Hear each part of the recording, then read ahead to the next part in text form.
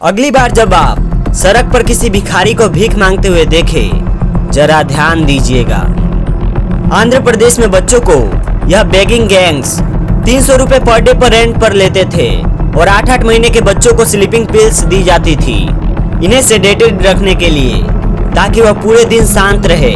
चेन्नई में एक begging racket पकड़ा गया जहां पर महिलाओं को हिंदू सैफरन कपड़े पहनाकर मंदिरों के सामने भीख मांगने के लिए कहा गया और फिर यही महिलाएं कॉस्ट्यूम स्विच करके मस्जिदों के बाहर भी भीख मांगने जाती थी मुस्लिम बुर्का पहनकर। यह एक highly organised sophisticated criminal network है जिसे हम बेगर माफिया कहते हैं। देश में 4 लाख से ज्यादा भिखारी है जिनमें से 21% 12वीं पास है। सेंसस में पाया गया कि 3000 से ज्यादा तो ऐसे भिखारी है जिनके पास एक डिप्लोमा की डिग्री भी है। एक भिखारी एक दिन में इतने पैसे कमा लेता है, आप भी जानकर हैरान रह जाएंगे। नमस्कार दोस्तों, साल 2022 की बात है। एक daily veg labourer Suresh Manjhi काम की तलाश में बिहार से कानपुर आया था। यह कानपुर के यशोदा नगर स्लम क्लस्टर में रह रहा था। एक दिन इसकी मुलाकात होती विजय नाम के एक आदमी से जो इसे काम दिलाने की बात करता है। इसके लिए यह इसे कानपुर के झकरकट्टी ब्रिज के नीचे आने को कहता है। लेकिन अगले दिन जैसे ही सुरेश वहां पर पहुंचता है, अचानक से इसके पीछे से कोई आता है। इसके मुंह पर काला कपड़ा डालकर इसे किडनैप कर लेता है।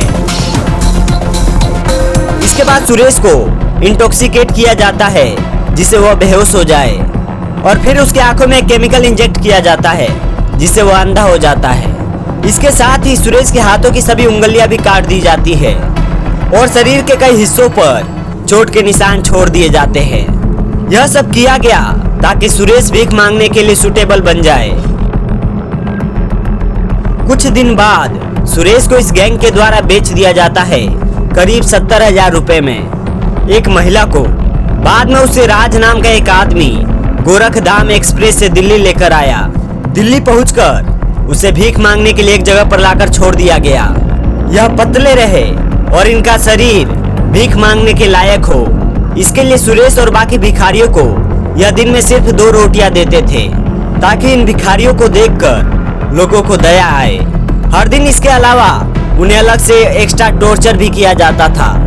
उन्हें मानसिक रूप से प्रताड़ित किया जाता था। बार बार कोई ना कोई केमिकल इंजेक्ट किया जाता और समय के साथ साथ क्रूरताएं इस हद तक बढ़ गई कि और उसका पूरा शरीर खराब हो गया। उसके शरीर में इन्फेक्शन हो गया और उन भिखारियों के गैंगस्टर के वह किसी काम नहीं रह पाया। उसकी हालत इतनी खराब हो गई कि वह भीख मांगने के लिए भी बाहर नहीं निकल सकता था। अब जो बेगिंग गैंगस्टर के लोगों ने उसे खरीदा था वह सुरेश की रिप्लेसमेंट चाहते थे। सुरेश के खराब स्वास्थ्य को देखते हुए राज ने सुरेश को विजय के साथ कानपुर वापस भेज दिया। यह सिलसिला सुरेश के साथ खत्म नहीं हुआ। उसे कानपुर में भी जबरदस्ती उससे भीख मंगवाने का काम लगातार जारी रखा गया। सुरेश को सुबह से लेकर शाम तक बिना ब्रेक के शहर के मेन चौराहों पर खड़ा रहना पड़ता भीख मांगने के लिए। जितना भी पैसा वो भीख मांगकर इकट्ठा करता, दिन के अंत में उसके किडनैपर्स सारा पैसा छीन लेते थे।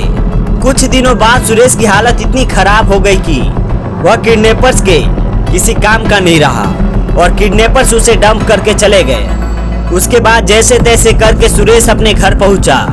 उसका स्वास्थ्य इतना खराब हो गया था, इतना बिगड़ गया था कि उसके परिवार के लोग भी उन्हें पहचानने से इनकार कर दिए पहली नजर में। ये कोई इमेजिनरी कहानी नहीं है दोस्तों।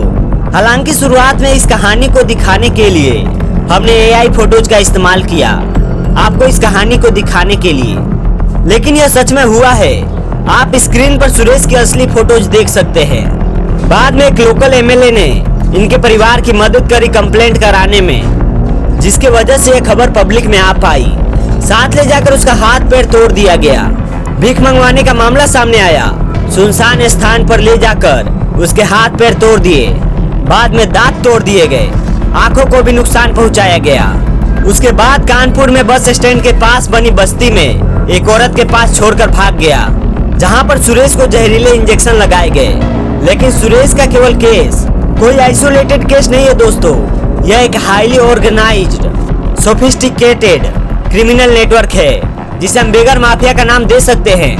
भारत में ऑर्गेनाइज्ड बैगिंग एक 1.5 लाख करोड़ की इंडस्ट्री है जिसमें लाखों लोग खासकर बच्चे और महिलाएं शामिल है। जब सड़क पर आप किसी भिखारी को पैसे देते हो, यह पैसे किसके पास जाते हैं? आखिर एक दिन में भिखारी कितना कमा लेते हैं?